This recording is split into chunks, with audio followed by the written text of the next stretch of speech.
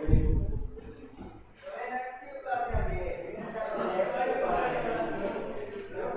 जाओ आ जाओ आ जाओ।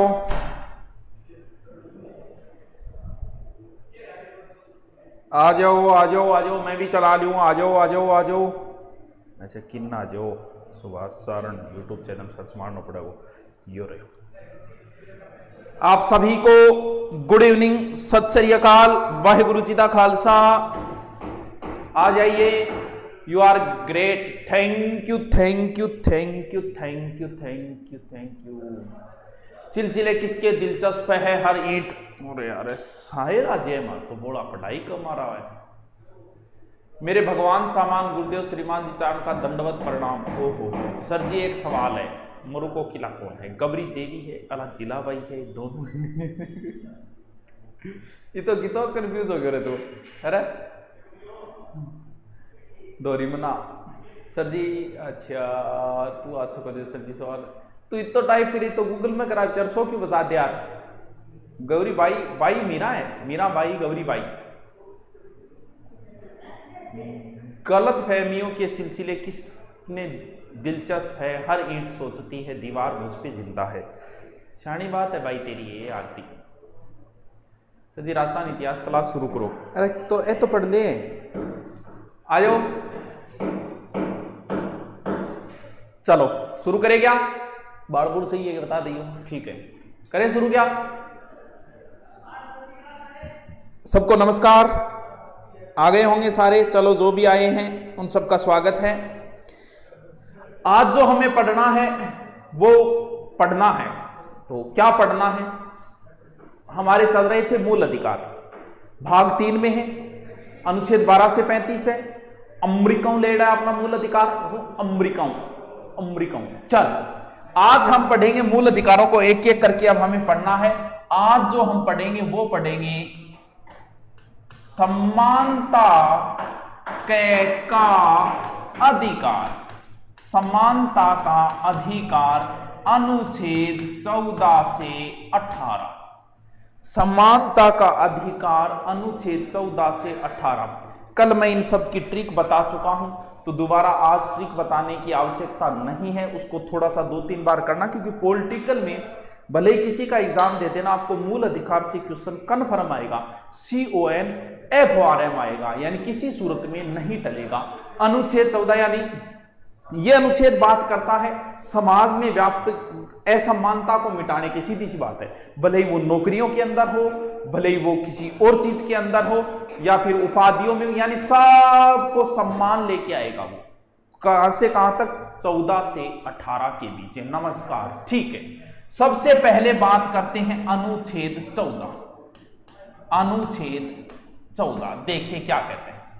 भारत के, मैं लिख देता हूं फिर आपको समझाऊंगा। भारत के सभी व्यक्तियों विधि के समक्ष, विधि क्या बोल रहा है? कानून। विधि के समक्ष समता और विधियों का समान संरक्षण प्रदान करता है। गुरु जी के लिखो थे मार की कौन समझा? अरे मैं शॉर्ट में समझा दूंगा। हम आए हैं तो ऑफलाइन बेंच को क्या कर रहे हैं? एडमिशन बंद कर दिए भाई ऑफलाइन के। बेटा कोरोना का माहौल बिगड़ रहा है। अभी 3-4 दिन में जो एडमिशन लिए थे उनके कुछ बच्चों को रखा है, बाकी अधिकतर बच्चों को फीस वापस रिटर्न कर दी है। पता नहीं, अरे आवाज ना करो, आगे मारो मुर्गा बना के। चलो ठीक है सर, रोज लाइव आया करो, आपके बिना हमसे रहा नहीं जाता। अच्छा, या फिर इसका दूसरा भी कह सकते हो। दूसरा क्या? दूसरी बात यह है कि राज्य किसी व्यक्ति को भारतीय राज्य क्षेत्र में विधि के समक्ष समता और विधियों का सम्मान संरक्षण। गुरु जी की कौन समझ में आ रही थी? के लिख रहे हो, के बोल रहे हो? कोई बात नहीं, दोबारा फिर इसको भाषा में मैं इजी करता हूं, तेरे तन्ने में समझा के जाऊंगा। अनुच्छेद 14 देखो, यहां पर लिखा है एक शब्द व्यक्ति। इस चीज का ध्यान रखना, व्यक्ति में नागरिक और अनागरिक दोनों आते हैं। इस अनुच्छेद को मैं 2 पार्टों में बांट लेता हूं। देखो, एक तो अर्थ है विधि के समक्ष, विधि समक्ष समता अवधारणा। नंबर दूसरा अनुच्छेद यह है विधियों समान संरक्षण, यानी आपको कानून के समक्ष समानता मिली हुई है। कानून की आपने फोटो देखी क्या? एकदम तराजू बराबर है, आंखें मैंने बंद कर रखी है, मेरे लिए सभी समान है। वही बात यहां लागू होती है। लेकिन क्या ऐसा हो सकता है कि कानून की नजर में सब समान हो?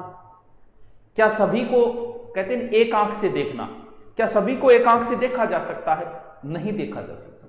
माँ बाप भी अपने 4 पुत्रों में हो सकता है किसी पुत्र से ज्यादा मोह। मान लो कई बार ऐसा होता है कि एक बच्चा थोड़ा सा मंद बुद्धि है या फिर अपंग है, तो माँ बाप जो है वो उस बच्चे पे ज्यादा ध्यान देंगे। क्यों? क्योंकि सभी को समान तो नहीं रखा जा सकता। तो क्या हमारे कानून में भी ऐसा है? सबको समान नजरों से नहीं देखा जा सकता बस। क्यों? क्योंकि सबको समान, सब समान है ही नहीं तो कैसे देखेंगे? तो कुछ लोगों की तरफ हमें विशेष ध्यान देना पड़ेगा। जैसे क्लास में गुरुजी पढ़ाते हैं, गुरुजी की नजर में क्लास वाले सभी समान बच्चे हैं, पढ़ने के लिए आए हैं, लेकिन गुरुजी कुछ बच्चों पे विशेष ध्यान देना शुरू कर देते हैं। जैसे क्लास में कोई बच्चा कमजोर है, गुरुजी बार बार में जागे भी कहेगा के लिखिए बेटा, इनिया कर। वो क्यों कर रहे हैं ऐसा? वो इसलिए कर रहे हैं कि ये बच्चा और बच्चों के बराबर आ जाए। तो समान नहीं हो सकता कभी। तो यही बात यहां 2 चीजें आई है, विधि के समक्ष अवधारणा और विधियों का समान संरक्षण। सर के ये जो नीति हमने ली है ब्रिटेन से।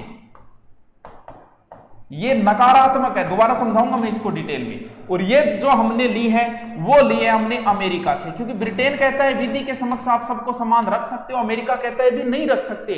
सबको समान कैसे रख देंगे?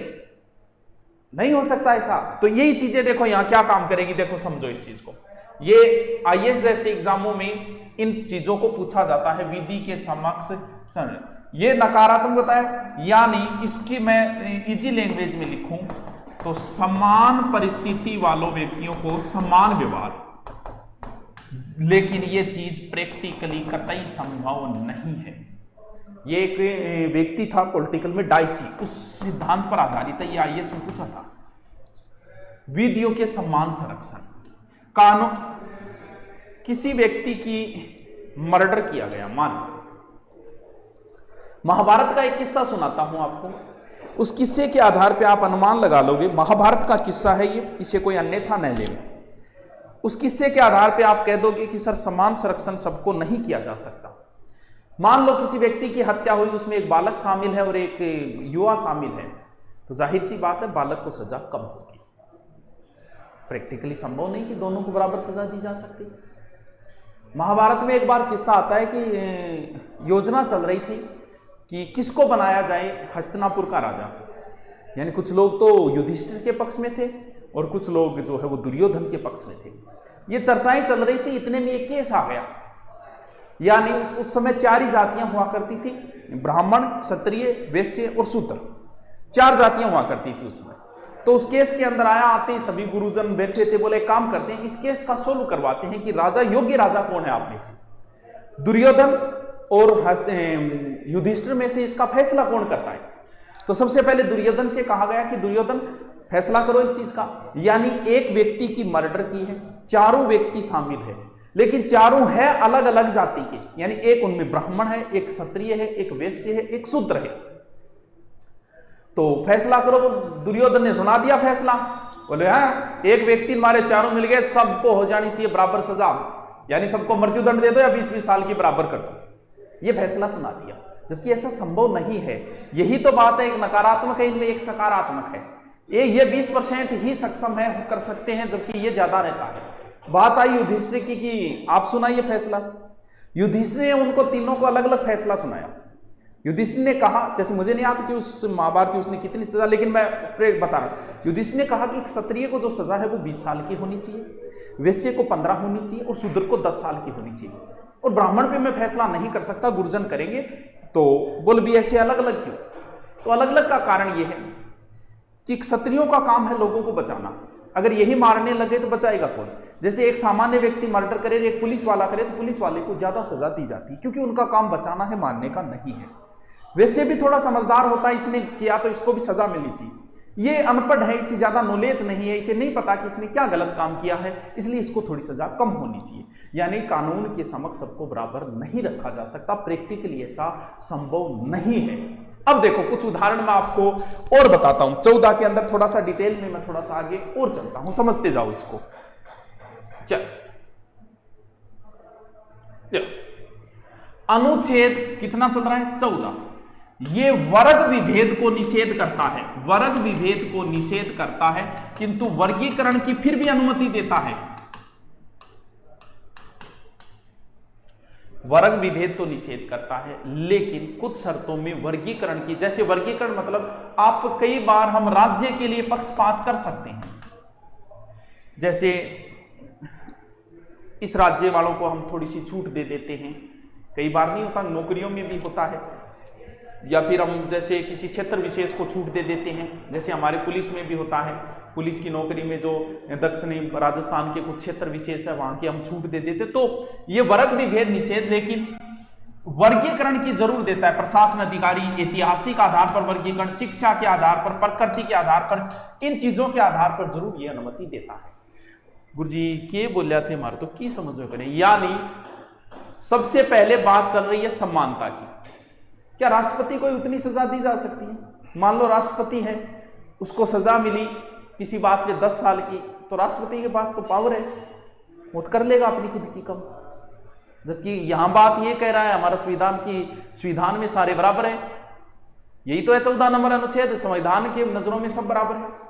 तो फिर हमारे संविधान निर्माताओं ने दिमाग लगाया, बोल भी ऐसा प्रैक्टिकली तो संभव ही नहीं कि राष्ट्रपति के पास तो पावर है, वो तो अपनी फांसी भी कर सकता है कैंसिल, तो पद पे रहते हुए उसे सजा नहीं दी जा सकती, ऐसे भी नियम बनाने पड़े, क्योंकि प्रैक्टिकली थोड़ा संभव होता है मुश्किल। यानी सीधी सी एक ही चीज ध्यान रखो, अनुच्छेद 14 ये कहता है कि कानून की नजर में सब बराबर हो, यानी हमें समानता लानी है, सबसे पहले हम कानून की नजरों में समानता लाएंगे। चलो सर आगे चलो, कुछ समझ में आया है, थोड़ा थोड़ा पल्ले पढ़े हुए, चलो पढ़े हुए।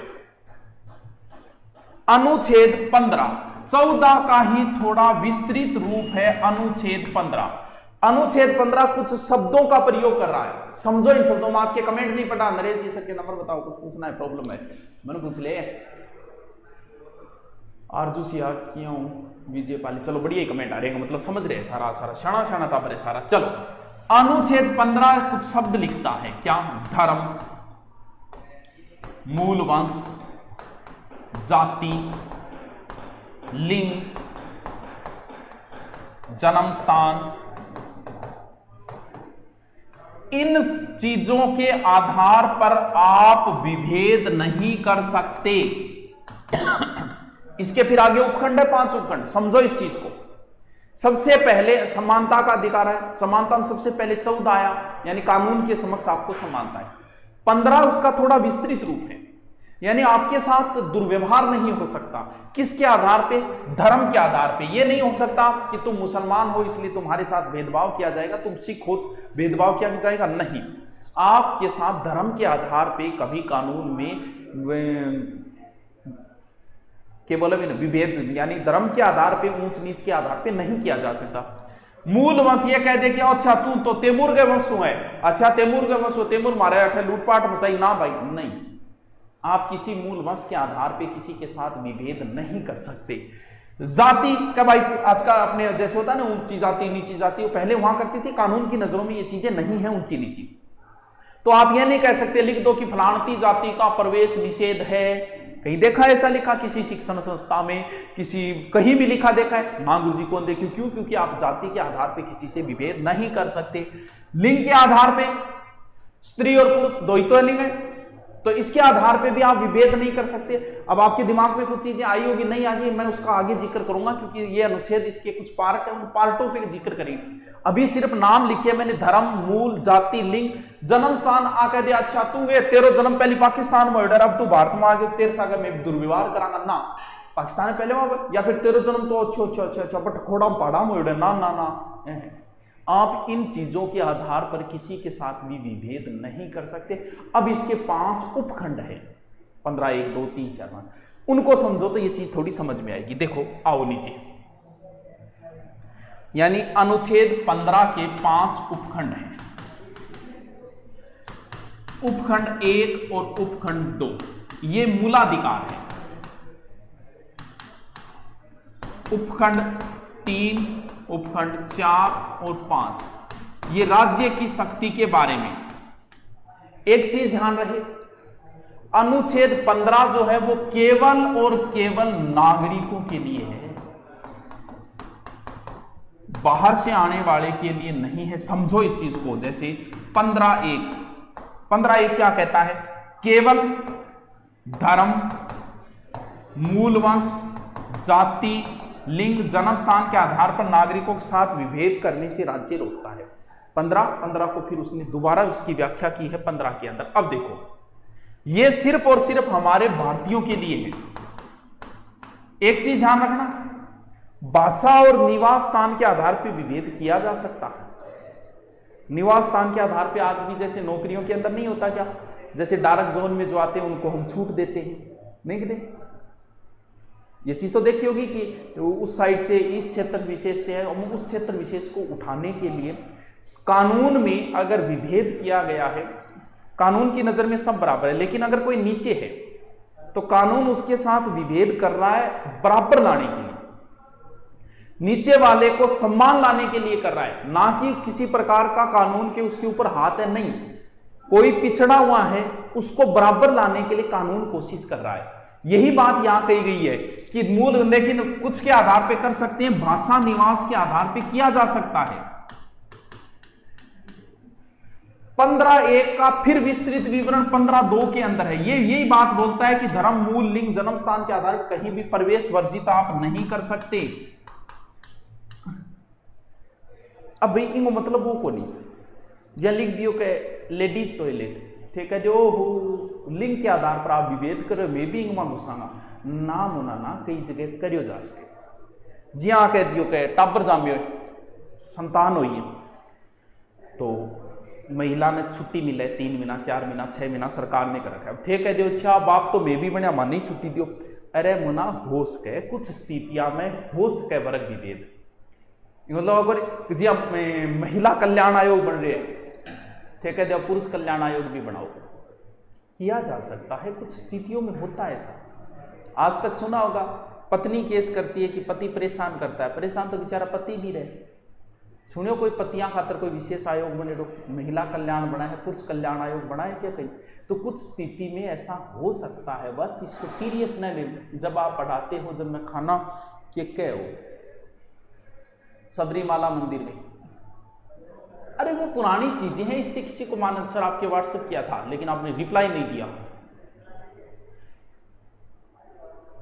जब तक सफलता नहीं मिलती, पढ़ाते हो खाना पीना दुनियादारी सब भूल जाती हूँ। कलयुग में भगत सिंह मेरे प्यारे सुहाजी सर, ओ हो अनिता धाकड़ तो अच्छी बढ़ाई करिए भाई, ओ हो। चलो ठीक है, कोई बात नहीं, बढ़ाई करिए, बढ़िया बेटा, बढ़िया बढ़िया पढ़ाई कर, कोई बात नहीं। चलो आगे चलता हूं मैं 15(2) को आगे। 15(2) 15(1) की थोड़ी सी व्याख्या करता है। जैसे आपको किसी भी जगह पे धर्म क्या इनके आधार पे नहीं रोक सकते, जैसे किसी दुकान में, सार्वजनिक स्थान में, भोजनालय में, घरेलू मनोरंजन, कुआ, तालाब, सड़क, कहीं भी।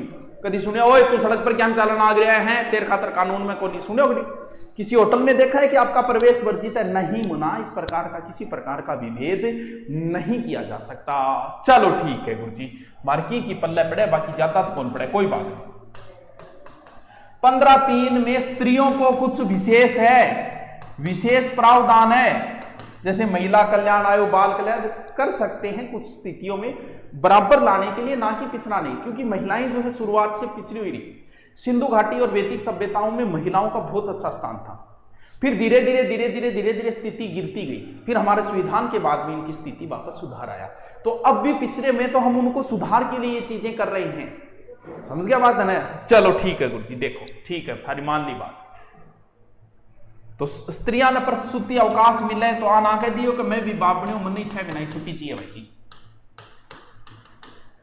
और 15(4) शिक्षण संस्थाओं से संबंधित है, कई बार किया जा सकता है विभेद। मैडम ने राम राम बोली हो मेरी तरफ, अच्छा नंबर ले लेते हो, बोलते हेलो सर दिनेश चौधरी, ठीक है आगे चलो। अनुच्छेद 14 क्या है? अनुच्छेद 14 बेटा आ है कि कानून की नजरों से बराबर है। अनुच्छेद 14 को थोड़ा विस्तृत है 15, के थारी जाति का आधार परक, जन्म के आधार परक, धर्म के आधार परक, लिंग का आधार परक थार सागे कोई भेदभाव को नहीं करेगा। ठीक है, हाँ गुरु जी ठीक है। चलो आगे चलते हैं। अनुच्छेद 16 लोक नियोजन के अवसर में समानता। गुरु जी समझा, इन अपवाद भी है 16 का, 16 3 4 5 अपवाद है। लोक नियोजन को मतलब है टाबरो नौकरी। सरकार की नजर में, कानून की नजर में नौकरी में किंग सागई कोई भेदभाव को नहीं देखो। समझा की बात? गुरु जी कौन समझा? नौकरी में, लेकिन अब थे कहते हो गुरु जी नियम बना रखे है कि नहीं कर रखे है, कठिन नियम। हाँ नियम बन गए क्या? क्योंकि आप कहोगे सर आरक्षण, तो बेटा आरक्षण जो क्या खातिर है? आरक्षण है किसी चीज को बराबर लाने के लिए। कोई वर्ग पिछड़ा हुआ है, उस पिछड़े वर्ग पे हम सहानुभूति करते हैं और उसको हम बराबर लेके आते हैं, तो बाकी बराबर आ गया। बराबर लाने के लिए किया गया क्या? लोक नियोजन के अवसरों में समानता, यानी नौकरी में क्या? नौकरी में समानता, यानी इसको देसी भाषा हम जगह में बोलो नहीं। अब देखो कुछ योग्यताएं रखी जा सकती है, जैसे कई बार हम विशेष कर देते हैं, जैसे हमारी भारतीय फौज में भी नेपाली है, गोरखा रेजिमेंट है, जबकि नौकरी में सब बराबर, लेकिन उनको हम विशेष देते हैं। जैसे हम कह दें जैसे फौजी बनने के लिए हाइट चाहिए 5.5 फुट, मन को तो कितने मान दे 5.5 तो चाहिए, जबकि नेपाल आ रहा है तो बेचारा 5.5 को नहीं है, 2 मिलाएं बानापा ले जा। पहाड़ी क्षेत्रों के लोगों की हाइट कम होती है, आपको पता है, फिर भी हमारी भारतीय फौजियों में है वो। क्यों है? क्योंकि उनमें हमने थोड़ी सी उनको लाने के लिए, अब नियम तो ये फौज का कि 5.5 होना चाहिए, लेकिन 5.5 मांग कोई नहीं कोई, तो वह बेचारा क्या करे, तो बा नापा भी फौज में भर्ती कराना, तो बा नापा थोड़ी छूट देना, तो बाकी ये बन नौकरी लगाने खातर दिए बा, एक तरीकों बन बराबर लाने खातर चीजें जरूरी हो जाती है, यानी कुछ जो है वो योग्यता रखी जा सकती है। अब देखो, अब बात करते हैं, दो बात चर्चा करते हैं, एक शब्द आरक्षण के ऊपर, क्योंकि ये इसी में आता है। आरक्षण का प्रावधान है किसमें? देखो आरक्षण किसके आधार पे है? जाति के आधार पर है, ना कि आरक्षण धर्म के आधार पे। मैं हिंदू मन कोई आरक्षण को नहीं, लेकिन मेरी जाति चारण है, चारणों को आरक्षण हो गया कि ओबीसी में आते हैं। समझे क्या बात को? यानी कोई मुसलमान है, मुसलमान को आरक्षण नहीं, मुसलमानों में जैसे अलग अलग होते हैं, पठान होते होंगे या जो भी है, तो उनको आरक्षण है, ना कि धर्म के मामले में किसी को आरक्षण। आरक्षण जाति पर आधारित है, धर्म पर आधारित नहीं है। नंबर 2 बात कि सर तो ये नहीं, लिंग के आधार पर भी आरक्षण है। जैसे जनरल है, जनरल में भी क्या महिलाओं को विशेष छूट नहीं? क्या उनकी मेरिट नीचे नहीं रहती? हाँ गुरुजी वहीं नीचे रहे। ओबीसी में भी कि महिला में विशेष छूट को नहीं? हाँ गुरुजी है। क्यों? क्योंकि आरक्षण जाति, लिंग के आधार पर, यानी स्त्री पुरुष के आधार पर स्त्रियों को विशेष छूट वगैरह वो भी आरक्षण हो सकता है। नंबर 3 बात, स्थान के भी आधार पर भी आरक्षण हो सकता है। जैसे अपने दक्षिणी राजस्थान, डार्क जोन, टीएसपी क्षेत्र, नॉन टीएसपी क्षेत्र, विशेष छूट नहीं है क्या? हाँ गुरुजी वहां तो विशेष छूट है, तो वो भी उसके, समझा बात में? यानी आरक्षण 3 आधार पे मिला हुआ है। धर्म के आधार पर आरक्षण नहीं है, आरक्षण है जाति आधारित। ठीक है गुरुजी। आरक्षण लिंग पर आधारित है, स्त्रियों को विशेष छूट हो सकती है। स्थान पर आधारित है, जैसे हम कहते हैं कि पहाड़ी क्षेत्रों को छूट देंगे हम इस नौकरी में, तो वो पहाड़ी क्षेत्र के, या फिर कह देंगे कि ये पिछड़ा हुआ क्षेत्र है, कि जैसे दक्षिण राजस्थान में कुछ क्षेत्र पिछड़े हुए हैं, तो हम उनको आगे उठाने के लिए ऐसा कर सकते हैं। समझ गया आगे बात ना? अब मैं थारा 2 मिनट कमेंट पढ़ लूं, फिर मैं आगे चलूंगा। मेरे प्यारे सुभाष जी, डिसलाइक करने वालों को नरक में भी जगह क्यों?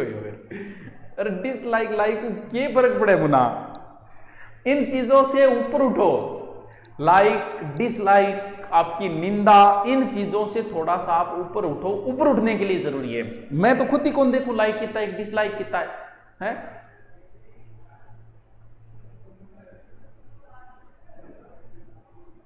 सर जी मन्ना आपकी एसएससी जीडी का पुराना वाला बैच ले रखा है, उसमें आपकी ज्योग्राफी क्लास नहीं आ रही है। ज्योग्राफी में पढ़ाऊं कौन मुना? चटंग मटके सर मैडम ने कद फिल्म दिखाने ले गया। अच्छा ले गया तो लगे मैं ले जाना, मैं आप ही देखने कौन जाऊँ? हाँ ना भैया, आगे चलो। आगे चला। क्लास में दिखा भी शायद रियल में को नहीं आ। क्लास की अपनी एक अलग लाइफ होती है, रियलिटी लाइफ एक अलग लाइफ है। बस कुछ चीज़ें लोगों को नहीं पता होता, लोगों को उतना ही पता होता है जितना हम बताते हैं। कल तक तो यही नहीं पता था शादीशुदा हाँ हमारा हाँ कितना टाबर है लोगों ने कोई कौन पता कि ज्ञान जो है वो पूरा देगा, अंदरूनी बातें देगा, ऊपरली बातें तो पता ही को नहीं, अंदरूनी बातें ज्ञान देगा। तो ना तो भैया कभी हनीमून पर गएडा, ना कोई फिल्म देखने गएडा, ना कहीं घूमन गएडा। सच्ची बात है थारी तो वाह। हाँ चलो ले ठीक होंगे। सर विकास के लिए पार्ट 2 आरक्षण को कोई ये को थे, मतलब आरक्षण को नाम ले लियो लेता ही चालू हो जाएगा, दो पक्ष बन जाएगा। अरे बेटी का बापू जनरल ने भी आरक्षण हो गया तो अब क्या मिलने लाग रहे हो, सबको हो गया आरक्षण, समाप्ति हो गया एक तरीके से भी, सबको मिला हुआ है। आर्थिक आधार पे मिल गया जनरल को, फिर भी मिल गया तो सबको मिल गया, तो अब क्यों लड़ाई लड़ाई हो? क्योंकि आरक्षण हो जिक्र चलता है, एक तो विपक्ष में हो जाए एक पक्ष हो जाए, मिल रहे विपक्ष में नहीं मिल रहे विपक्ष में, इडी कहानी है। तो ना करे करो यहाँ को जा लागो। चलो नंबर 17, अनुच्छेद नंबर 17, क्योंकि ये बनाना बड़ा जरूरी था। इस अनुच्छेद में है अस्पृश्यता का अंत। टाबरो वो अनुच्छेद 100 ज्यादा बार पूछी जाए, अनुच्छेद 17 सबसे ज्यादा बार पूछा जाता है, सबसे इंपॉर्टेंट है ये अनुच्छेद 17, रट ले आधी रात ने। अस्पृश्यता का अंत, छुआछूत का अंत। पहली लोग छुआछूत करया करता, और भाई जी पुरानी बातें जे मैं थाने बता दी नहीं तो थे को गाकर इतो गुरजी, यानी अलग अलग बनेड़ी। कुछ लोग तो जका थारा नाम कौन सा मिथुन ये फिल्म है कौन सी है, मतलब चंडाल, बिना इजाजत होती दिन में 12 बजे आने, 12 बजे के अलावा अगर वो आ गयो नहीं मार्केट के अंदर तो भाई जी भी इनकी परछाया पड़ जाएगी, नहीं तो भी आदमी गयो काम। यानी छुआछूत नहीं एक तरीके से उससे कोई साची बताओ, इतनी जाति अस्पृश्यता थी, छुआछूत इतना ज्यादा था कि गांव के लोगों को घर के अंदर नहीं आने देते थे। 12 ही बैठो, पानी भी बहुत सारा ऊपर कम से कम इतना ऊपर पिलाता, इतनी को नहीं है। और ज्यादा देखो, मतलब डॉक्टरी मामले में भी होता था ऐसा, कोई बीमार हो गया बेचारो तो बिन छूता को नहीं, मतलब गांव में होता था। शहरों में तो ये चीजें आज भी है, लेकिन कुछ जगह पे आज भी है, छुआछूत जो है वो आज भी है, कुछ जगह पे समाप्त नहीं हुई है सब जगह से।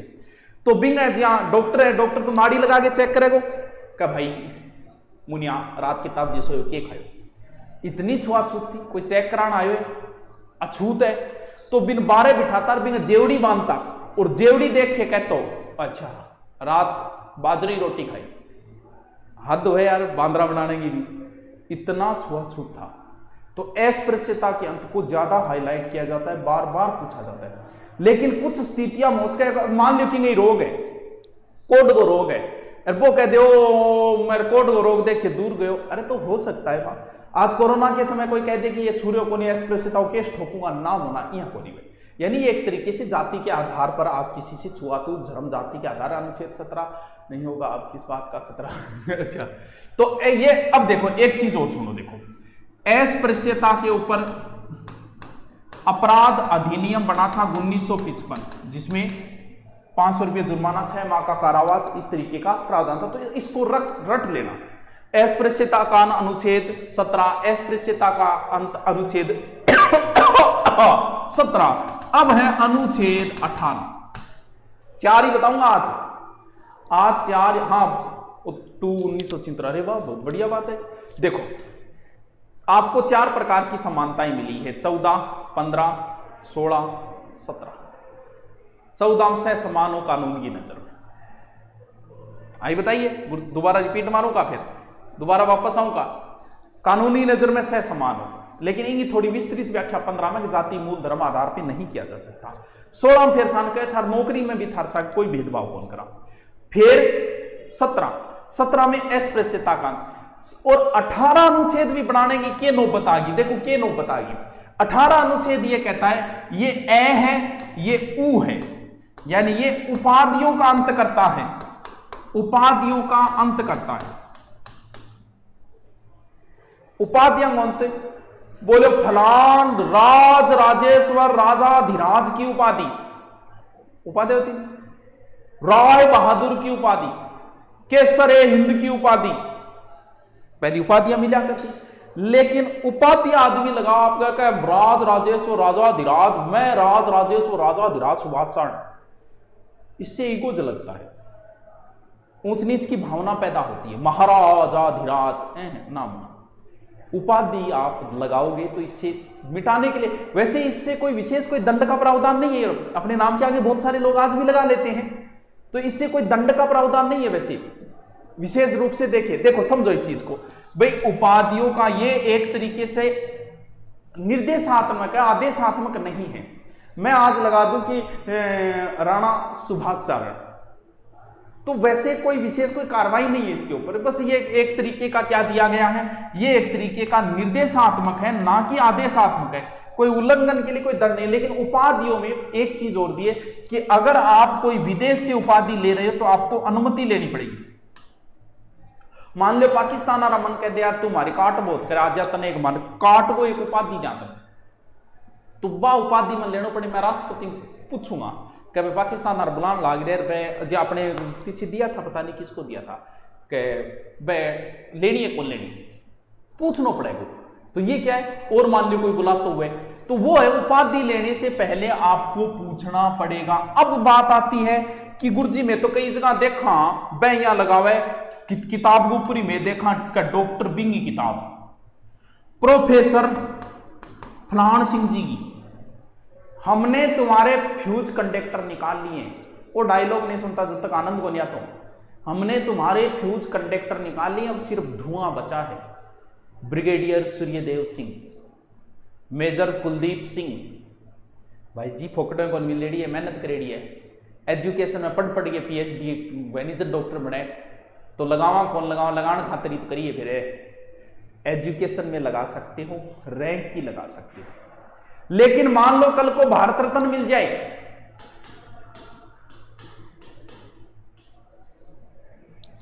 जी मान लो मन मिल जाए, मिल रहा को नहीं, लेकिन आदमी कल्पना तो कर सके, सोचने पर तो भारत में कोई कार्रवाई है ही को नहीं। मान ले मन मिल जाए तो मैं लगा कौन उसको भारत रत्न सुभाषचंद्र, क्यों कौन लगा उसको, क्योंकि पहली बात तो उपाधि है ही कोई। भारत रत्न पद्म श्री पद्म ये सम्मान है, उपाधि नहीं है। इस चीज का ध्यान रखना, ये उपाधियां नहीं है भारत रत्न, ये एक सम्मान दिया गया है भारत रत्न का। भारत को रत्न है भाई साहब, इसने बहुत अच्छा काम किया, ये पद्म श्री है, ये पद्म विभूषण है, ये सम्मान है वत्स, ये उपाधि नहीं है। अगर फिर भी किसी को मिल जाए तो वो अपने नाम के आगे इन शब्दों को नहीं लगा सकता, यानी ये उपाधियों का क्या। लेकिन अगर आपकी एजुकेशन में आपने कोई उपाधि करनी है, जी कई बार बोलिए बीएड राजकुमार पुचकावाला, क्योंकि इसे नाम लगाना पड़ा, क्योंकि इसके ये समझ में नहीं आई कि पहले कठिन सवाल हल करने के पहले इजी सवाल हल करने, इस वजह से ये फेल हो गया। तब इसने दुकान खोली, उसमें लिखा कि बीएड पुचके वाला, बीएड राजकुमार पुचके वाला। तो यानी एजुकेशन की आप लगा सकते हो, प्रोफेसर हो और हो जो भी हो, भारत रत्न नहीं लगा सकते। भारत रत्न उपाधि है ही नहीं, भारत रत्न सम्मान है, पद्मश्री एक सम्मान है, उपाधि नहीं है। लेकिन आप अगर कल को बन जाओ मेजर तो लगा सकते हो मेजर फलान सिंह, ब्रिगेडियर सूर्यदेव सिंह, हाँ शिक्षा और सेना की उपाधियां आप लगा सकते हो। तो टावरों पद्मश्री सम्मान है, उपाधि कौन नहीं मान जाएगा थे। तो थोड़ा विस्तृत ज्यादा हो गया, 40 मिनट लग गई। इनको थोड़ा सा दोबारा देख लेना, मैंने थोड़ा ज्यादा लंबा खींच दिया इसको। वैसे आज मैंने एक्स्ट्रा बातें नहीं की, आप दोष नहीं दे सकते मुझे।